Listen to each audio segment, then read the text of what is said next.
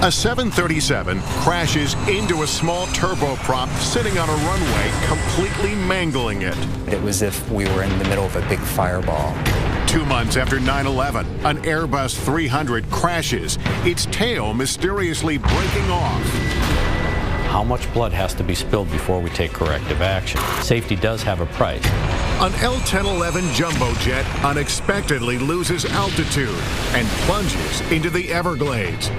What triggers the disaster? Every bit of my clothing was blown right off. Just miles from a runway, a jet runs out of fuel and slams into a hillside.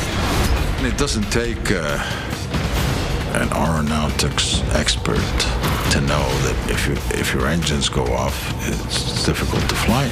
And a routine continental commuter flight suddenly pitches and nosedives into a crowded Buffalo suburb. We dropped the ball. Mistakes, oversights, distractions, and in some cases just poor judgment. All these crashes are caused by human error. The devastation to the entire operation is catastrophic. It's one of your own has potentially made an error that has resulted in this calamity, this tragedy.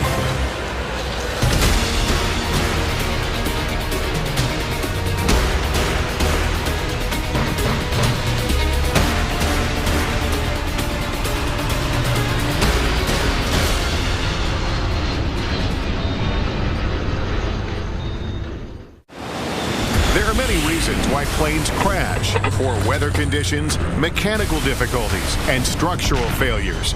But according to a study published by the FAA, more often than not, the cause is just plain human error. Human error shows up in about 80% of aviation accidents. If you find something that's mechanical in an airplane, you can change it. Changing how humans think or how they react under a given set of circumstances is much, much more difficult. In this hour, dramatic animations will put you where no camera has ever been, up close to show how and why these disasters occurred. It appears to be a normal landing as U.S. Air Flight 1493 lowers its main landing gears onto the runway at Los Angeles International Airport. And then, in a flash, that's a hill. The 737 smashes onto a commuter turboprop that is sitting on the same runway, crushing the smaller plane completely. The window next to me started melting.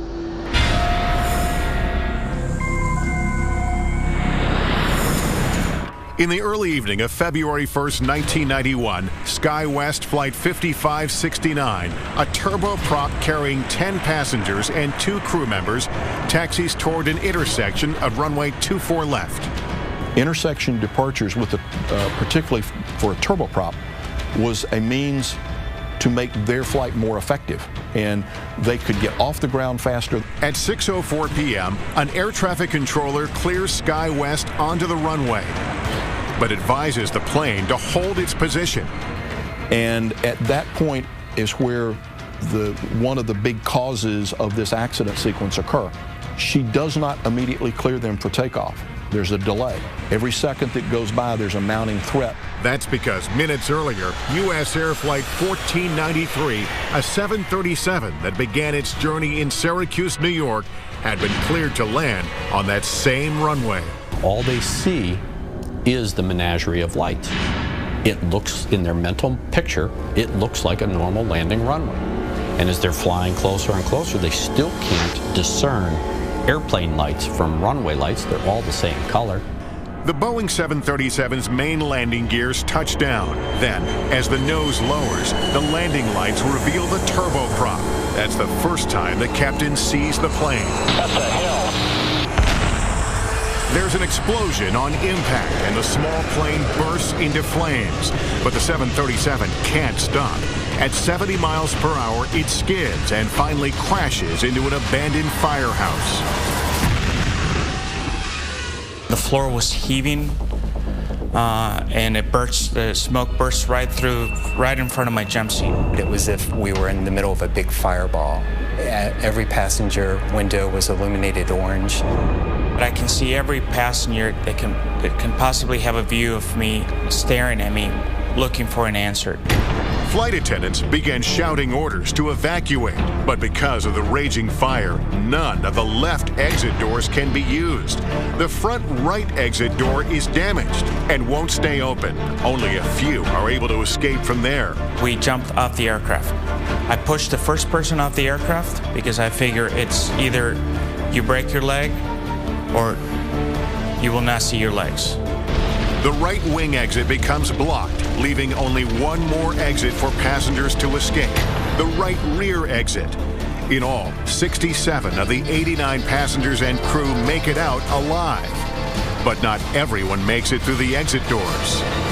We took a position on the nose of the airplane, and we happened to see that the co-pilot of the plane was trying to get out of the window. I took the ladder, small 12-foot ladder, and put it up to the nose of the airplane. And I was able to take a few steps up and help the co-pilot out, pull him out, and cradle him like a baby, bring him down, and then walk him with another fireman to safety. The captain and the senior flight attendant are among the victims.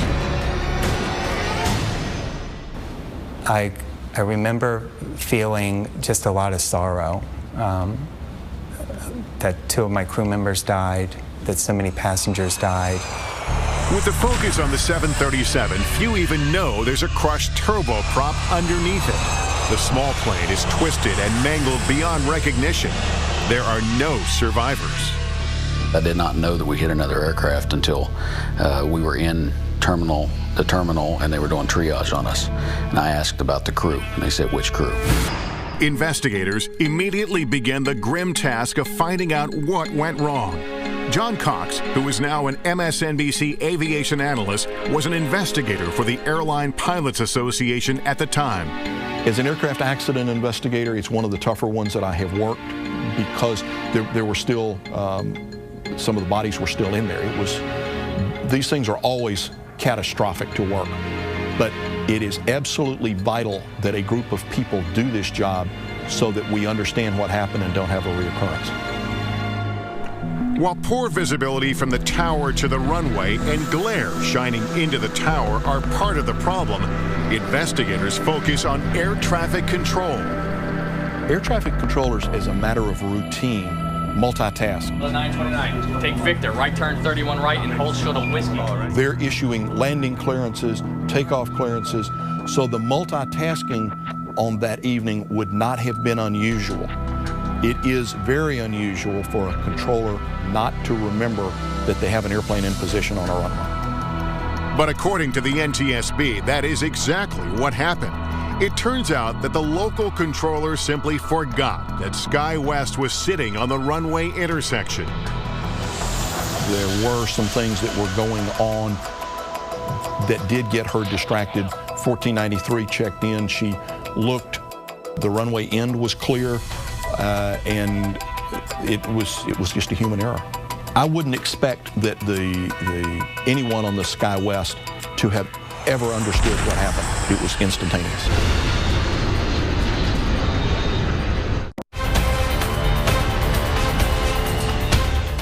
When U.S. Air Flight 1493 crashes into SkyWest Flight 5569, the aftermath is horrific. 22 people on the U.S. Air flight, including the captain, are killed. All 10 passengers and 2 crew members in the small SkyWest plane also die. I wouldn't expect that anyone on the SkyWest to have ever understood what happened. It was instantaneous. At the NTSB hearings, the air traffic controller, Robin Washer, testifies that she initially thought it was an act of terrorism. U.S. Air 1493 came over the threshold normally. When the aircraft blew up, I assumed that the aircraft had a bomb on board, then it blew up. Then Washer remembers another plane was on the runway. I went to the ground control and I said, see if you're in contact with SkyWest 569. I went to the supervisor and I told her, I said, this is what I believe U.S. Air hit. She has a responsibility to ensure its safety from other traffic. That didn't happen. The sound was almost overwhelming. David Kelly, the surviving first officer, testifies that he and the captain were never made aware of another plane on the runway. As far as we could tell, there was nothing down the runway anywhere. That airplane all of a sudden showed up out of nowhere. The cabin lights went out, the emergency lights came on. For Flight Attendant Bill Ibarra, who was critically injured, the hearing is an emotional experience. I was filled with gratitude when passengers who survived came over and thanked me for my actions. As a consequence of the collision, intersection departures at night are no longer permitted. And while on the runway, pilots are encouraged, though not required, to remind air traffic control that they are waiting for instructions. These types of procedures were completely capable of being done before the accident. This was a totally preventable accident. Across the country, and nearly 2 decades later, another crash caused by human error. Continental Connection Flight 3407 nears the Buffalo Airport for landing. The turboprop suddenly pitches up, stalls, and goes into a series of terrifying rolls. The pilot fights to gain control, but the plane plummets 1,600 feet into a house. This aircraft was 5 miles out, and all of a sudden we have no response to that aircraft.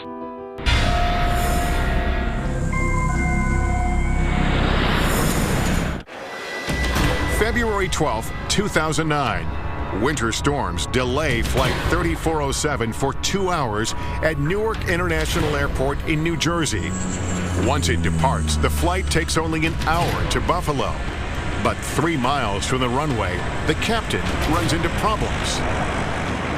The speed was a little higher than he anticipated, and he made an adjustment. And what he did was he reduced the power, and they also extended the landing gear, which adds a lot of drag, and the speed decreased fairly rapidly to the point that a warning device in the airplane activated. The warning system seems to take the captain by surprise, but it should be a fairly simple correction to get the plane's speed back up.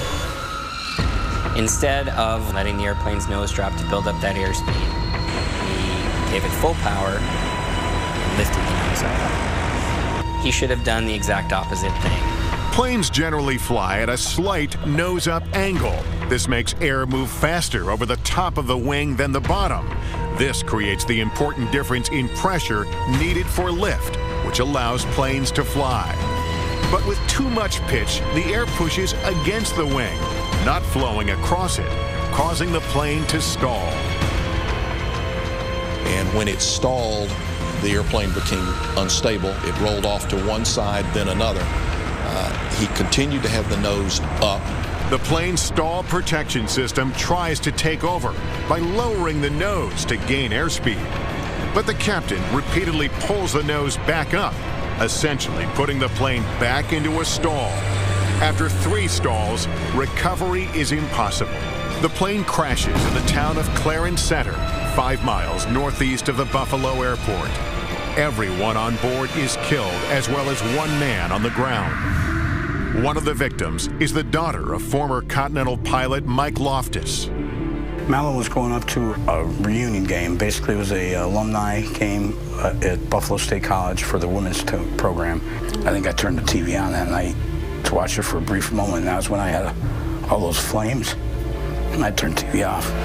One question investigators have is why the captain responded incorrectly when the plane stalled. According to the NTSB, part of the problem may have been the pilot's basic skills. The report states Captain Marvin Renslow never revealed to Colgan, the regional carrier for Flight 3407, that he had failed several certification exams. He apparently wasn't completely honest in reporting those. But while he was at Colgan, he had also not passed some of the tests and the check rides that he had had. Captain Renslow eventually passes all the required tests. Colgan points out that their crew training meets or exceeds requirements of the FAA.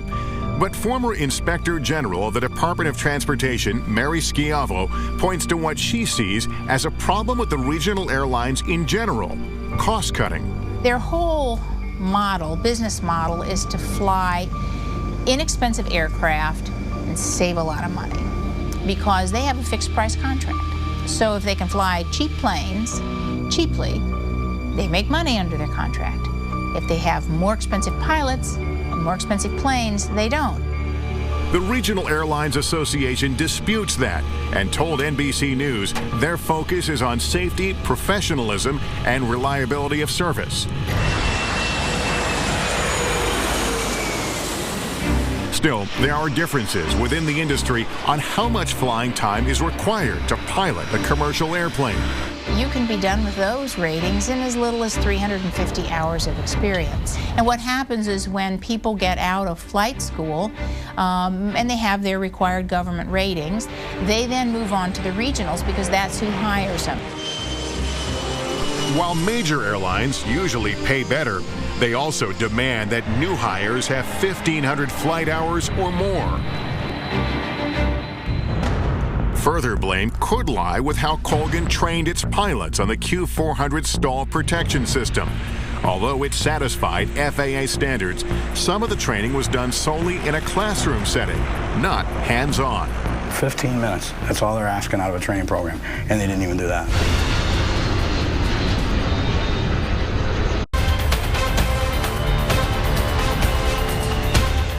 When Continental Connection Flight 3407, operated by Colgan Air, crashes into a Buffalo suburb on a wintry February night in 2009, there are no survivors. The tragedy raises many questions. The airspeed decreased, and after further pitch and roll excursions, the airplane pitched down and entered a steep descent from which it did not recover.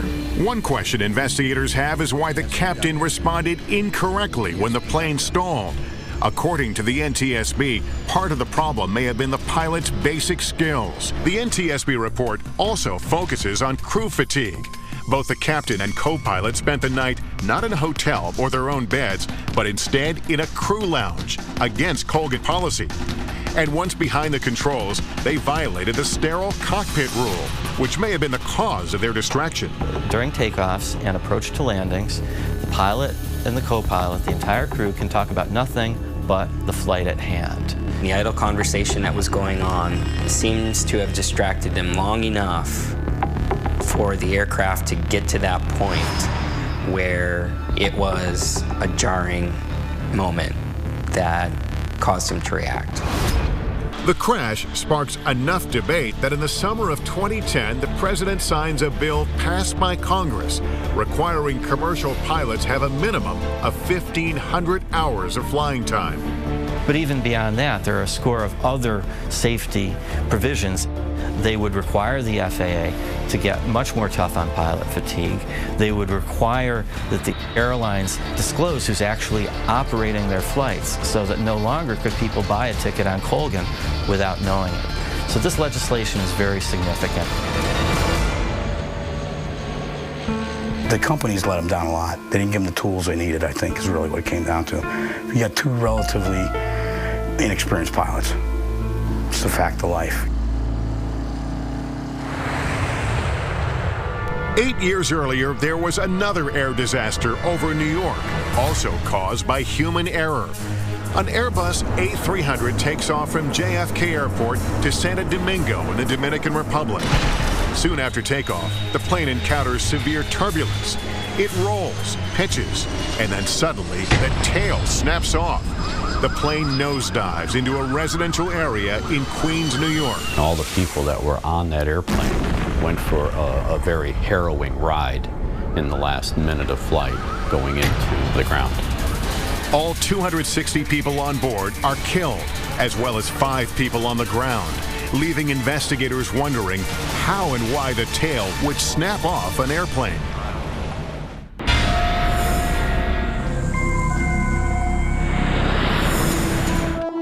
November 12, 2001. It is a bright, sunny fall morning as American Airlines Flight 587 climbs into the sky.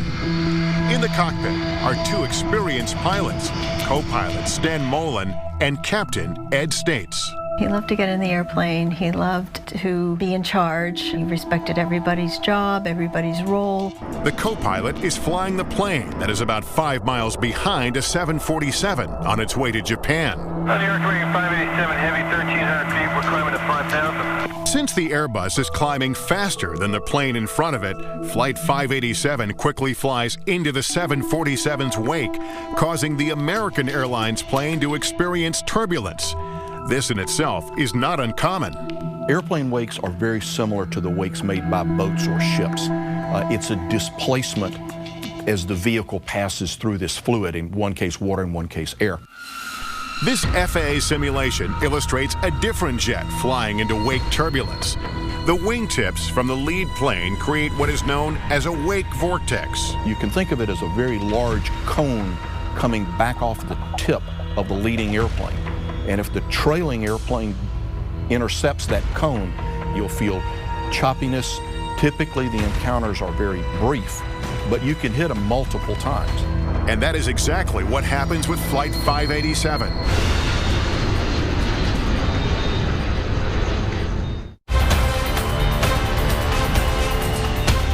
An Airbus A300 takes off from JFK Airport to Santo Domingo in the Dominican Republic. Soon after takeoff, the plane encounters severe turbulence. It rolls, pitches, and then suddenly the tail snaps off. The plane nosedives into a residential area in Queens, New York. All 260 people on board are killed, as well as 5 people on the ground, leaving investigators wondering how and why the tail would snap off an airplane. The co-pilot is flying the plane that is about 5 miles behind a 747 on its way to Japan. Since the Airbus is climbing faster than the plane in front of it, Flight 587 quickly flies into the 747's wake, causing the American Airlines plane to experience turbulence. This FAA simulation illustrates a different jet flying into wake turbulence. The wingtips from the lead plane create what is known as a wake vortex. There are 2 wake encounters. Although invisible to the eye, they are displayed here in our animation. The first wake causes the plane to roll to the left, and the co-pilot quickly puts it back on course.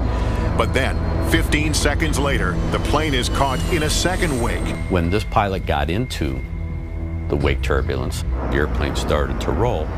He put in flight control corrections that he thought was necessary to get the airplane back to a wings level state. But instead of leveling out, the plane moves violently on all 3 axes of flight. Left and right rolls, side-to-side motion, and up and down. Then, the unthinkable happens. The tail snaps off. The plane banks left and plummets into a residential neighborhood in Bell Harbor, Queens.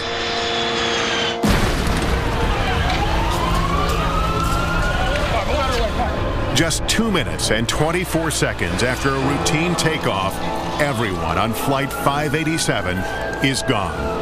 Go ahead. Yeah, just to let you know, we saw a huge, tremendous amount of black smoke south of Long Island. Captain Ed States' wife, Mary, is home when she finds out about a crash in Long Island and contacts American Airlines. I got one of the chief pilots in New York. And it wasn't I guess, it wasn't the ideal way of telling me, but I said, was Ed the pilot? And they said yes. A devastating loss of life, a horrible scene in a residential neighborhood. It looks like a war zone. If you've seen anything on television, it's just terrible. Just 2 months after 9/11, people are wondering, could this be another terrorist attack? Everyone should remain calm. We talked to the White House several times. There's air cover.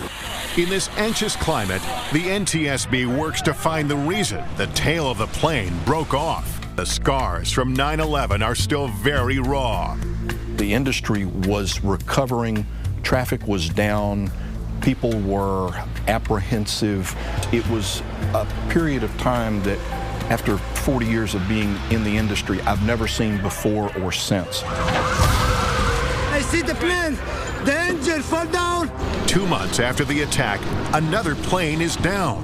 And at first, an act of terrorism is feared. We've preliminarily put the city on high alert, so we've closed certain things down just to make sure that we find out what this is all about. Former Inspector General of the Department of Transportation, Mary Schiavo, followed the investigation. That was everybody's first thought, but there were a number of clues, and they came out really quickly that it wasn't, because you had, you had the cockpit voice recording. And then when they found part of the plane was detached from the plane itself, I mean, you knew right away, because pieces of the plane just are not ever supposed to fall off.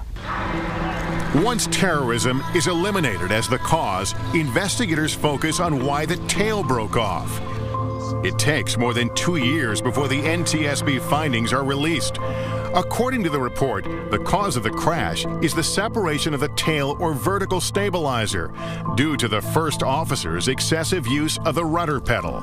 The entire vertical fin, which is the vertical stabilizer as well as the rudder, separated from the fuselage, and the airplane at that time became no longer controllable. Normally, pilots only use controls called ailerons and flight spoilers to roll the airplane to wings level. These are panels located on the wing. The co-pilot does this, but he also uses the rudder. This is the panel attached to the vertical stabilizer, or the tail. It moves the plane from side to side. The rudder is operated by moving 2 foot pedals on the floor of the flight deck, forward or back. It was his reaction and the overuse of the rudder during this encounter that generated forces that were large enough to actually snap the fin, the vertical fin, off. MSNBC aviation analyst John Cox is satisfied with the findings, but the report is controversial. Aviation safety consultant Greg Feith believes a closer examination is necessary. It's easy to say that the pilot put too much. The question is why, and that question to this day still hasn't been answered. The NTSB in its public hearing actually identified 11 events that had taken place involving these high loads where the vertical stabilizers fortunately did not separate. So now you have a trend here, you have a history, you have a historical record. But what I see in their investigation was they looked at all of these things in isolation rather than trying to find not only why the loads occurred, but how they occurred. And Mary Schiavo believes there is another issue. In their accident investigation, they have to rely on the manufacturers. And therein lies the problem. They had to go back to Airbus and say, hey, Airbus, what happened to your plane? And Airbus said, well, it was the pilot. The pilot used the rudder too aggressively. Why would you ever construct a plane and ever have the control system in the plane such that if it's used in a way in which it's allowed to be used, your tail would come off? It is unthinkable. Airbus told NBC News that it was not a design flaw that caused the tail to break off. It was pilot error. The NTSB, in fact, did determine that.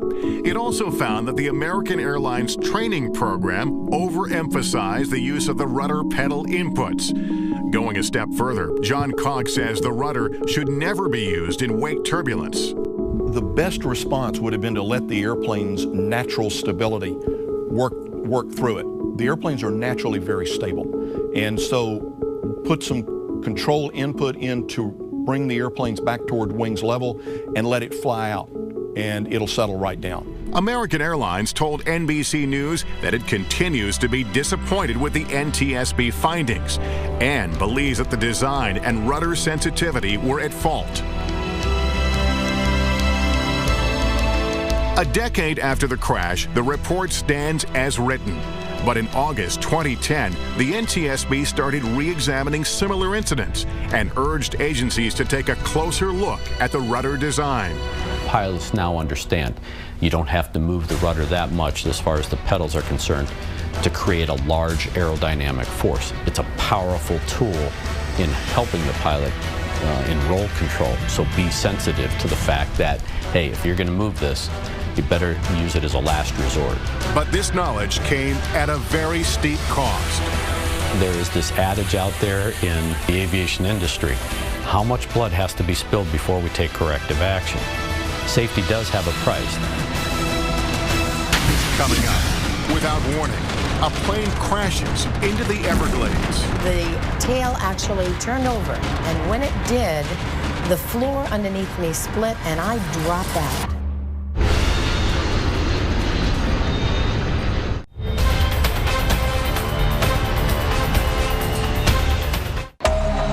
A jet is flying over the Florida Everglades while the crew is trying to fix a problem with the nose gear.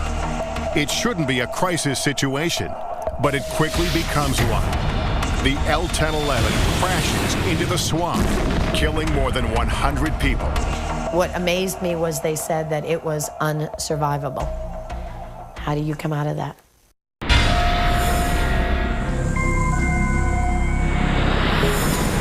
December 29, 1972. Eastern Airlines Flight 401 is on the final leg of its flight from JFK to Miami International, carrying 163 passengers and a crew of 13. Ron and Lily Infantino were just married 20 days before and are now returning home from their honeymoon. It was a perfect flight, smooth, calm air. It was just a very dark night. The L-1011 is just 5 miles from the runway when the pilot extends the landing gears. Green lights indicate the main landing gears are down, but the nose gear indicator remains dark. The nose gear showed that it wasn't either down or up. It didn't say what position it was actually in. So they broke the approach and advised air traffic control that they needed some time to sort through a technical problem. Unaware of what's going on in the cockpit, Flight Attendant Beverly Raposa feels the plane turn away from the airport. I wasn't concerned because, things like that happened, and if there was a problem, we had a phone by each of the flight attendant seats. If there was a major problem, the pilot would have called us. To troubleshoot the problem, the L-1011 climbs to 2,000 feet and heads west towards the Everglades. The captain then puts the plane on autopilot. Everybody wants to find the solution. That's just nature. We're human. We want to accomplish the mission. The crew suspects nothing more than a faulty light bulb. The co-pilot starts to replace it, but he can't get the new bulb to go in. And this is where the insidious nature of human error begins to show itself. Ideally, someone does nothing but monitor the autopilot. But with the difficulty that the first officer was having with the bulb, the captain, understandably, wanted to try to help him. No one was concentrating on monitoring the autopilot. The crew is unaware that the airplane is slowly descending from 2,000 to 900 feet. Then from the control tower, they hear, "How's it going out there, Eastern?" And the first officer looks up and realizes something's wrong with the altitude. And he said, "We're still at 2,000, right?" The captain begins to look and says, "What happened to the altitude?" And they begin to take corrective action. But it is too late. The engines roared and we hit and the world exploded. It was a huge fireball. The plane rips apart. The crash is scattered over an expansive area. I was in the tail and the tail section broke off and we began spinning and we spun 1,500 feet. And at the end of the spin, the tail actually turned over. And when it did, the floor underneath me split and I dropped out. In the swamp, Raposa is still strapped to her seat as jet fuel rains down on her. There is absolute silence. Initially, I screamed, "Somebody help me." And I couldn't hear anyone. And I'm thinking to myself, oh my gosh, I may be the only survivor. But she is not alone. I have never been in anything so dark in my entire life. That's how dark it was. And I tell people, the only time you could tell somebody was in front of you, you could smell their breath. Otherwise, you would never know they're there. Passenger Ron Infantino is also one of the 75 passengers and crew that miraculously survive. Swamp water is up to his chin. Every bit of my clothing was blown right off. The only thing I had left was the rims of my socks. That was the only thing. And I thought it was a nightmare. I couldn't believe. I was totally in shock. And then, of course, I'm yelling for my wife, and that was the last I ever saw of her. I never saw her again. Ron's wife, Lily, actually survives the impact, but is knocked unconscious and drowns face down in the water. The captain and co-pilot are also killed, along with 98 others. But what caused the plane to crash? The mystery lies in why the autopilot suddenly failed to hold its altitude. It turns out it wasn't a mechanical failure, but rather human error. According to the NTSB report, when the captain leans across to help with a light bulb in the landing gear indicator, he hits the control column, shutting off the autopilot. The warning chime went off, but no one seemed to notice. The crew not only didn't respond to it, they didn't actually hear it, or if they did, they didn't process the significance of it. It turned into a fiasco. Everybody was concentrating on this light bulb.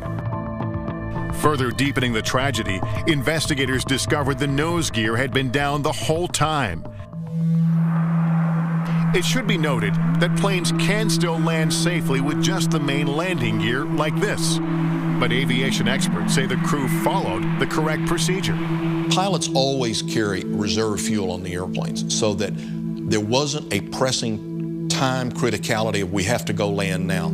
If they landed with the nose gear up, it's going to cause damage to it. It's going to be out of service for a period of time. There's going to be an investigation. Out of this 1972 tragedy came Crew Resource Management, or CRM, a training requirement that now ensures that someone must always monitor the airplane flight path. If there's a problem today, that crew resource management means the captain has to designate somebody to stay in control of the plane while they try to resolve the problem, whether it's in the cockpit or whether it's in the cabin. Improvements have also been made to the autopilot. The warning system is louder and more force is required to disengage it. They were so distracted with the light bulb that nobody, literally nobody, was flying the plane. Could you imagine?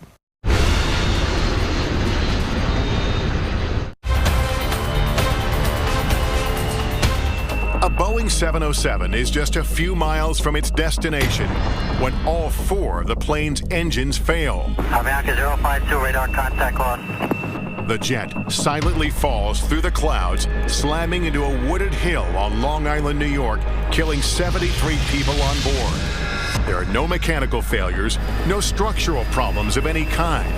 It turns out the plane simply runs out of fuel. But how can such a fatal blunder happen? January 25th, 1990, when Avianca Flight 52 leaves Medellin, Colombia, just after 3 p.m., the tanks have more than enough fuel for the 2,100-mile trip to New York. They had approximately 81,000 pounds of jet fuel on the airplane when they departed. They had done the calculations for the flight plan, the amount of fuel they would burn going to New York, a reserve, some holding fuel, and then also enough fuel to go to Boston and land. With more than enough fuel, that shouldn't be a problem, but it soon becomes one. In New York, the weather was bad, so as they came up the East Coast, they began to be issued holding instructions, and they held for 3 different times. The delays total 77 minutes. Around 8:20 p.m., they have only a little more than 14,000 pounds of fuel left, enough for another hour or so in the air. During those holding patterns, that's when the flight engineer should have made sure that the fuel levels were fine. And Avianca 052 Heavy, I'm going to bring you about 15 miles northeast and then turn you back home for the approach. Is that fine with you and your fuel? Okay, so thank you very much. They inquired with air traffic controllers about how much longer it was going to be. They were complaining about their fuel levels. Air traffic control asked where their alternate was, which was filed for Boston. But the first officer, who was the pilot handling the radios, told them that they could no longer make Boston. And that very significant statement was lost on air traffic control.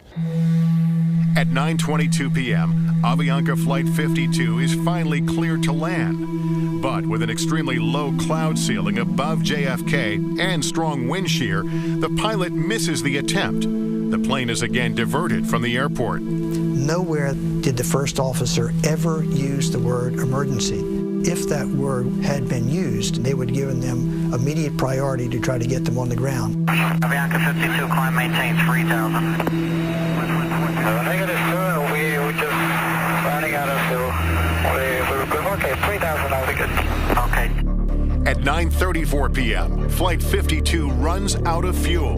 The engines flame out. Passenger Nestor Zarate remembers that horrible silence.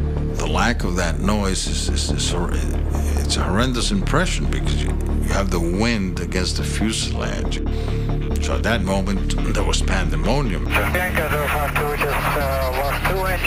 The crew calmly tells air traffic control that the engines have failed. They are quickly routed back to JFK, but it is too late. When the Boeing 707 crashes into a hillside in Oyster Bay, the cockpit breaks off, killing the pilots and flight engineer. They are only 16 miles from the airport. Come on, somebody get the back here. Miraculously, 85 of 158 people on board survive impact. They are pinned beneath the wreckage, but there is no fire. Clearly, if the plane had been filled with fuel, they would have been all incinerated. The NTSB report says the cause of the crash is human error, that simply the flight crew did not effectively manage their fuel or convey how low the fuel levels were. When we talked to the controllers today at the TRACON, none of them were aware of the priority concern and the fuel concern. The crash of Avianca Flight 52 shows that despite dramatic advances in aviation technology, clear communication from the cockpit to air traffic control is key to a safe flight. I think that our crew should have been more aggressive and more transparent in expressing the need to have a preferential treatment that night.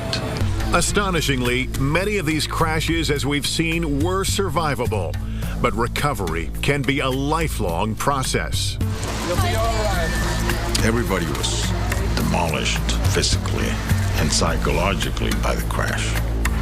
So surviving a crash is a miraculous event, and one has to be grateful that God or destiny is giving you a second chance, but there's a price to that.